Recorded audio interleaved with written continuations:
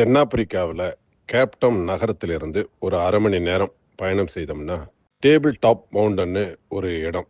இது இந்த கேப்டவுன் நகரத்துடைய ஒரு மிக முக்கியமான சுற்றுலா மையமாக திகழ்கிறது. கடல் மட்டத்திலிருந்து 1600 அடி உயரம்னு சொல்றாங்க.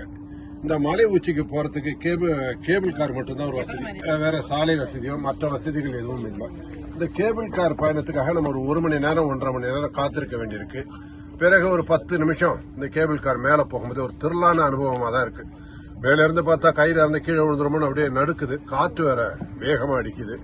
அது மேல வந்தா அந்த டேபிள் டாப் மவுண்டன். இங்க இருந்து பாத்தீங்கன்னா கேப்டவுன் வந்து ரொம்ப அழகாகவும் நேர்த்தியாகவும் தெரியுது. கேப்டவுனோட வியூ வந்து ரொம்ப சிறப்பாக இருக்கிறது. தென்னாப்பிரிக்காவுடைய இந்த பயணத்தில் நண்பர்கள் அருள் ஆறுமுகத்தோட வந்துள்ள அந்த பயணத்தில் அந்த டேபிள் டாப் மவுண்டனுக்கு வந்து அனுபவம் ஒரு சிறப்பானதாக இருக்கும். மேலும் இதுல என்னன்னா 7 நேச்சுரல் ஒண்டர்ஸ் இங்க எழுதி வச்சிருக்காங்க. உலகத்துடைய 7 இயற்கை வினோதங்களில் இந்த டேபிள் டாப் மவுண்டன் ஒன்னு சொல்லியிருக்காங்க. அது உண்மையாக இருக்கலாம், ஏன்னா அது பாக்குறதுக்கு ஒரு வித்தியாசமான காட்சியாக இருக்கிறது. நல்லதொரு அனுபவம்.